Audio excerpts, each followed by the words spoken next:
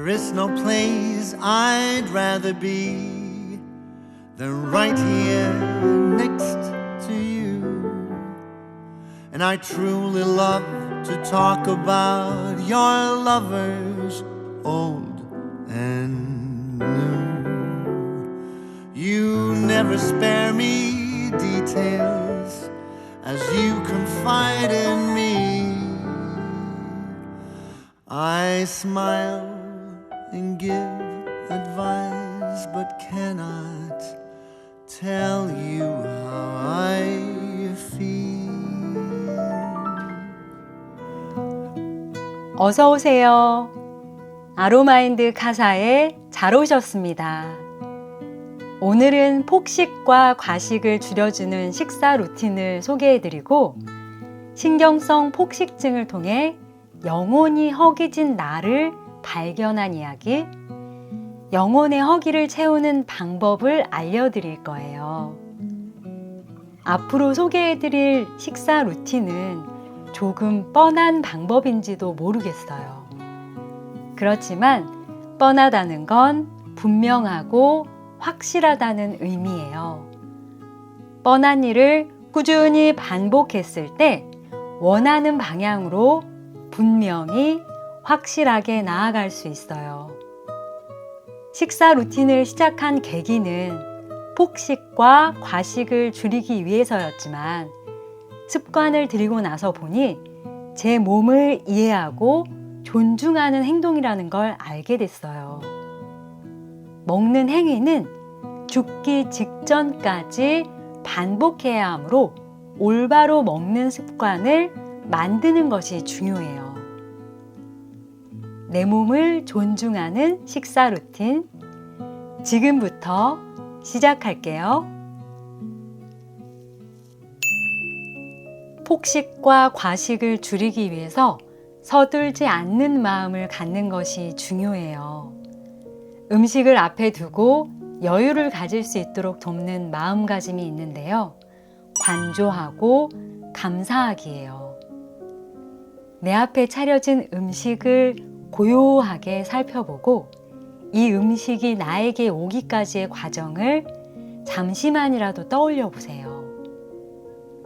우리는 무언가의 도움 없이 단 한순간도 살 수 없어요.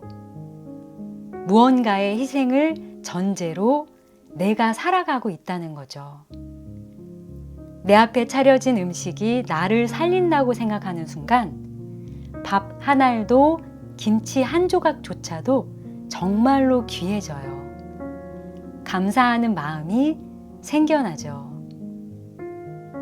조급함이 줄어들고 식사를 하기 전이지만 왠지 모르게 충만해져요. 감사한 마음을 한술 떠먹어서 그런가 봐요. 그런데 음식값을 냈으니까, 재료비를 결제했으니까 내 앞에 차려진 음식을 당연하게 여기는 순간 감사함은 사라져요.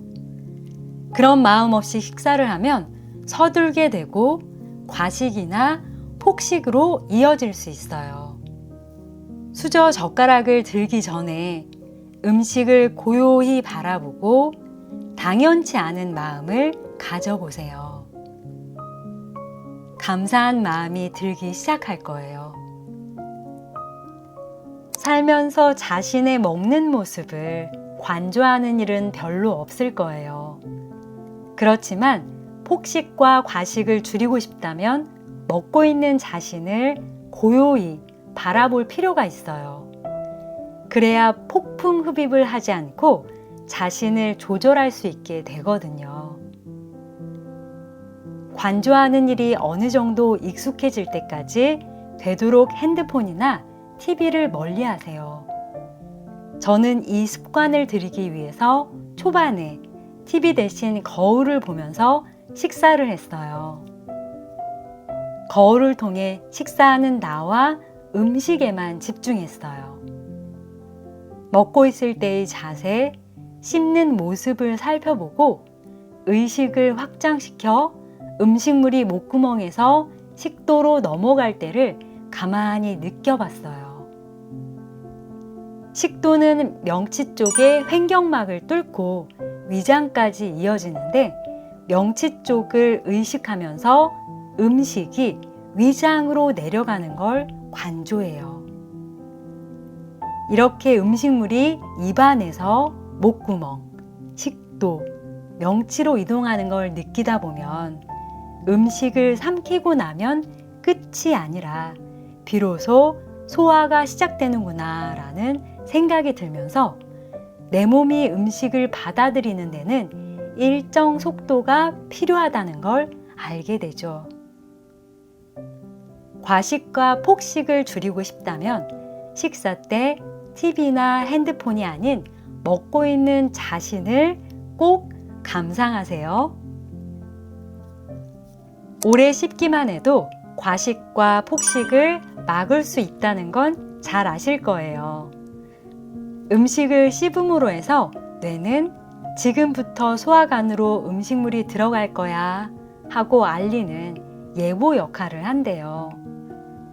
오래 씹을수록 뇌는 많이 먹었다고 판단하게 되는데 이를 만복중추의 작용이라고 해요. 만복중추가 활성화될수록 식욕이 억제되고 군것질하고 싶은 충동도 누그러진다는 거죠. 지방세포에서 분비되는 렙틴이라는 호르몬이 있어요. 이 호르몬은 식욕을 억제하는 역할을 하는데 식사를 한 후 20분에서 30분가량이 지나야 렙틴 호르몬이 제1을 하기 시작해요. 저는 씹을 때 양쪽 치아를 사용해서 부드럽고 천천히 씹는 걸 중요시해요. 천천히 오래 씹을 때 양쪽 치아를 이용해 힘을 빼고 씹는 행동이 중요해요. 입속에서 음식을 반으로 가른 후 양쪽 치아를 이용해 천천히 음식을 음미하죠. 한쪽으로 씹으면 오래 씹기 어려울 뿐더러 안면 비대칭, 안 쓰는 치아와 턱관절에 문제가 발생할 수 있대요. 그리고 씹는 습관에 따라 입가의 주름 형태가 달라지기도 해요. 오래 씹기가 좋은 건 알겠는데 현실은 폭풍 흡입이라는 게 문제죠. 양쪽 치아를 이용해 오래 씹고 싶지만 막상 입속에 음식을 오래 담고 있는 게 쉽지 않아요. 몇 번 씹지도 않았는데 음식물이 훌렁 목으로 넘어가거든요. 초반에는 약간의 훈련이 필요해요. 양쪽 치아로 씹는 습관을 들일 때 껌 씹기를 추천해요. 껌 하나를 입속에서 반으로 나누어 양쪽 치아로 씹거나 껌 2개를 이용해서 양쪽으로 씹는 거예요. 이때 껌을 씹으면서 혀 안쪽과 목구멍을 느껴보세요.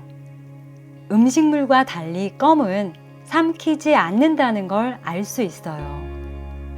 턱 아래쪽 후두와 인두 주변에 삼킴 근육이라고 있는데 음식물을 인두를 통해 식도로 넘기는 역할을 해요. 삼킴 근육을 잘 조절하는 게 중요해요. 삼킴 근육을 조절하려면 약간의 훈련이 필요한데 저는 입천장과 후두, 인두에 문이 있다고 상상하면서 씹었어요.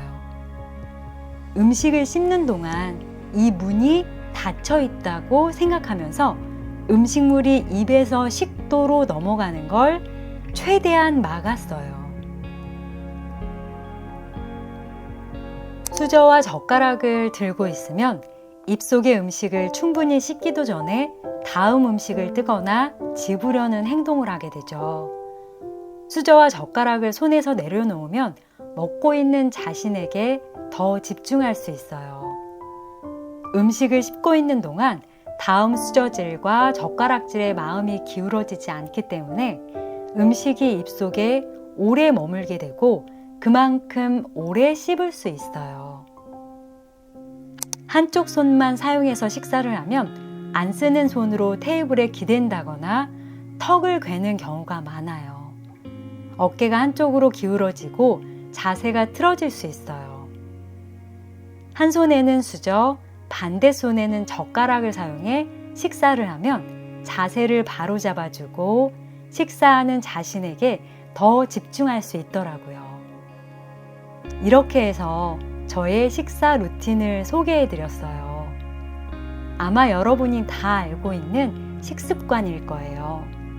그렇지만 아는 것과 하는 것의 차이는 커요. 사소하지만 내 몸을 존중하는 식사 습관 꼭 실천하시길 바랍니다.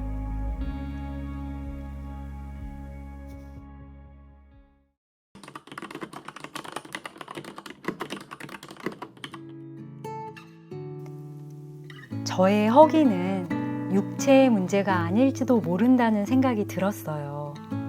먹어도 헛헛하고 허전한 이유는 몸의 허기에만 초점을 맞췄기 때문이더라고요. 영혼이 결핍되어 있는데 위장만 채우려고 했던 게 문제였어요.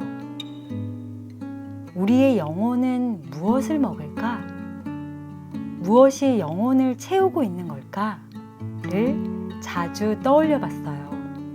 그러다 문득 감정이 우리 영혼이 섭취하는 음식이 아닐까? 다양한 감정이 우리 영혼을 채우고 있을지도 모르겠어요. 그렇다면 감정을 만들어내는 원료는 뭘까? 말과 생각, 글이 감정을 만드는 재료가 아닐까?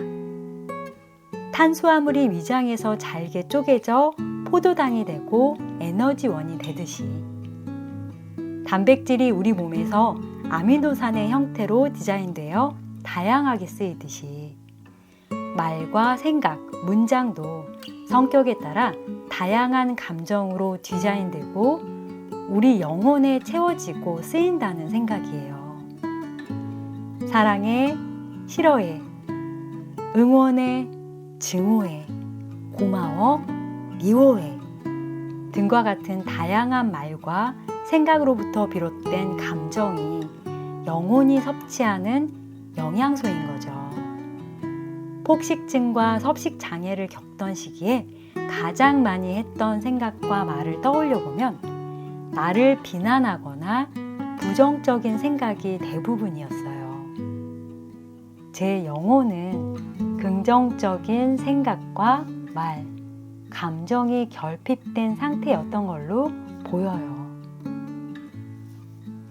empty food 또는 empty calorie food라는 표현이 있어요. 정제된 당이나 곡물, 지방과 같은 특정 영양소만 함유된 열량이 높은 음식 혹은 그 비율이 높은 식품을 이르는 말이에요. 정크푸드라고 부르기도 해요.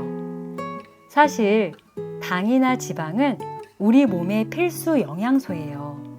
그렇지만 엠티푸드의 문제는 특정 영양소만 함유된 고열량 식품이라 영양 결핍을 만들고 비만과 성인병을 유발한다는 점이에요. 영혼의 차원에서 엠티푸드는 부정적인 생각이나 비난의 말일 수 있어요. 부정적인 생각이나 비난이 영혼을 허기지게 하고 결핍 상태로 만들어 정신질환을 유발하는 건지도 몰라요. 그동안 영혼의 허기를 몸의 허기로 착각했다는 걸 알아차리면서 영혼을 충만하게 채워줄 따뜻한 말과 생각을 기록하기 시작했어요. 이런 습관을 영혼 충전, 마음주유라고 불러요. 저의 영혼이 따뜻한 말과 생각, 감정으로 충분히 채워지면서 사납게 찾아온 폭식증도 차츰 사라지게 된 거라 믿어요. 탄생이라는 단어의 탄자는 말씀 언과 이끌 연으로 이루어진 한자라는 것을 알 수 있어요. 태어났다는 건, 삶이 주어졌다는 건, 말과 문장이 이끄는 삶을 살아간다는 의미가 아닐까요? 내뱉은 말은 흩어지거나 소멸하지 않아요. 영혼 깊숙이 내려앉고 눈처럼 쌓이죠. 글은 어디에 쓰든 영혼에 각인돼요. 종이에 쓴 문장일지라도 영혼과 마음에 새겨진다고 믿어요. 우리가 평소 좋은 말과 글을 접해야 하는 이유도 여기에 있어요. 내 안에 쌓인 긍정적인 말과 문장을 음미하는 시간을 자주 갖다 보면 몸의 허기와 영혼의 허기를 구분할 수 있게 되고 영혼이 충만한 상태를 만들 수 있어요. 스스로 수저 젓가락질을 해서 식사를 하듯이 나를 채워주는 말과 글을 남이 들려주길 기다리지 말고 자신에게 따뜻한 말과 생각, 문장을 떠먹여 보세요. 수저 젓가락을 들기 전에 먼저 연필을 들고 여러분에게 결핍된 말과 생각을 적어 보세요. 우리에게 필요한 건 따뜻한 밥이 아니라 따뜻한 말과 생각인지도 모르거든요. 끝까지 시청해 주셔서 감사합니다. 다음 시간에는 우울증과 골다공증의 연관성을 알려드리고 요즘 하고 있는 운동을 소개해 드릴 거예요. 또 놀러 오시면 여러분의 영혼이 충만해지실 거라 믿어요.